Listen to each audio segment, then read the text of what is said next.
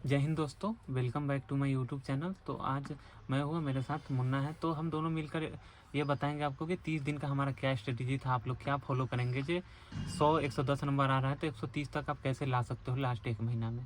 तो सबसे पहले आप बताएंगे कि आपका कितना नंबर था 21 में सिलेक्शन जब हुआ था। मेरा रॉ मार्क्स था 87 और नॉर्मलाइजेशन के बाद हुआ था 87.39।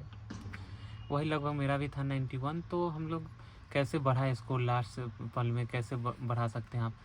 तो क्या क्या फॉलो किया आपने, अपना बताइए, मैं बताऊंगा। कुछ बेसिक बुक और प्रैक्टिस सेट, सिंपल है। आपने जितना भी पढ़ाई किया आप उसको सफिशिएंट मानिए और इसके बाद रिवीजन कीजिए। कोई भी आप प्रैक्टिस ले लीजिए, प्रैक्टिस सेट कोई भी ले लीजिए। रूटमनी आता है, स्पार्क आता है, क्राउन का आता है, कोई भी उठाइए और आप आराम से टाइम के साथ सेट लगाइए। सेट लगाने के बाद जो भी क्वेश्चन गलती हो रहा है आप उसको ऐसे छोड़ मत दीजिए कि इतना आ गया मिला लिए बस, नहीं।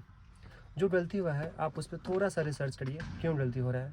अगर आपका वो टॉपिक कमज़ोर है तो पहले टॉपिक को क्लियर कर दीजिए, या आप किसी सर से पढ़े हैं उनका नोट्स देख लीजिए।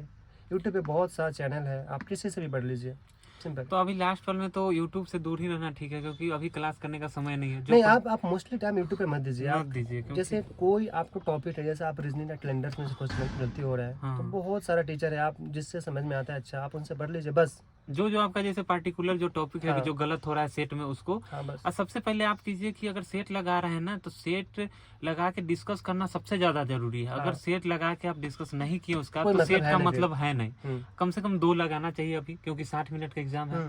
तो 60 मिनट का एक सुबह शाम लगा लो और बाकी अपने नोट्स पर, वो भी ब्रीफ नोट्स बना नहीं। हमें लगता है जो अभी सीरियस एग्जाम के लिए उनको दूसरा कोई काम होना नहीं चाहिए पढ़ाई के सिवा। आप आराम से सुबह उठिए, फ्रेश होइए और आराम से एक सेट लगाइए, पूरा डिस्कशन करिए। आप उसमें टाइम दीजिए, ऐसा नहीं होता कि 1 घंटा में सेट लगा लिए डिस्कशन हो गया, नहीं। आपको टाइम देना चाहिए उसमें प्रॉपर। आपका कोई सब्जेक्ट कमज़ोर है, जैसे अगर मैथ में अच्छा स्कोर नहीं आ रहा है तो आप बस लास्ट टाइम में यही कर सकते हैं ना कि आप प्रैक्टिस करिए। जो प्रॉपर टॉपिक अगर कोई छूट रहा है ना तो आप उसको पढ़ लीजिए। ऐसा नहीं कि जिस टॉपिक से बार बार आ रहा है सेट में क्वेश्चन उसको आप छोड़ ही दे रहे हैं, नहीं।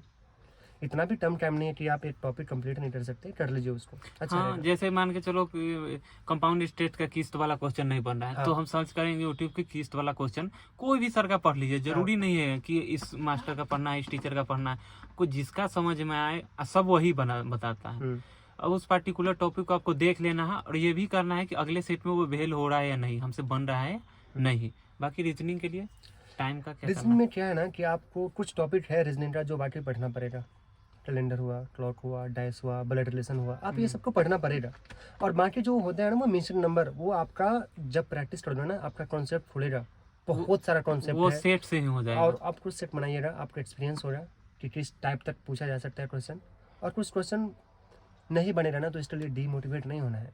हर क्वेश्चन हर इंसान से नहीं बनता, ठीक है। अब कितना लोग हिंदी नहीं पढ़ते हैं कि हम हिंदी भाषी है, भाई हिंदी तो सही हो ही जाएगा। तो ये गलती बिल्कुल नहीं करना है हिंदी के लिए। कॉन्फिडेंस अच्छी बात है, ओवर कॉन्फिडेंस नहीं होना हिंदी के लिए। ऐसा नहीं है कि हिंदी आप 25 में 25 कर सकते हैं, बिल्कुल कर सकते हैं। उसमें कुछ है टॉपिक जो आप पढ़ लीजिएगा, ऐसे कुछ पढ़ना ही पड़ता है ना। जैसे आपको क्या है ना, वो जो भी याद तो करना ही पड़ेगा। प्लस आपको समास खोजना पड़ेगा, कौन सा समास है, जैसे कर्ता कारक जो पढ़ना पड़ेगा, ये सब जो पढ़ना पड़ेगा ही। अब बताओ कि पर्यायवाची शब्द याद नहीं हो रहा है तो आप क्या करो कि एक बार पूरा पर्यायवाची शब्द पढ़ो ना, कि 5-5 2-2 करके पढ़ने का समय है नहीं। एक बार जब शुरू करो ना तो एक बार विलोम शब्द, एक बार पर्यायवाची शब्द, जो कि मैं तो प्रेफर किया था कि लुसेंट से ही ठीक रहता है।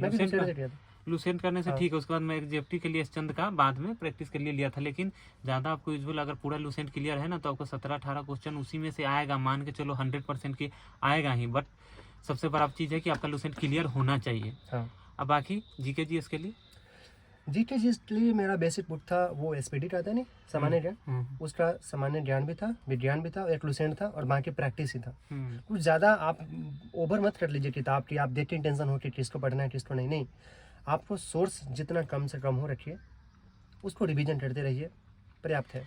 करेंट अफेयर के लिए किसी यूट्यूब चैनल को 10-15 मिनट वाला वीडियो फॉलो कर लीजिए। उसी से अब तो वार्षिकांक भी आ गया होगा, वार्षिकांक को एक बार देख लेना है। कुछ 5-7 टॉपिक है, जैसे खेल हो गया, अवार्ड हो गया, ये सब मेनली है। तो इसमें इंडेक्स हो गया, तो इसमें ज़्यादातर देख लेना है। तो आपको कैसा लगा वीडियो बताइए। जय हिंद, मिलते हैं अगले वीडियो में।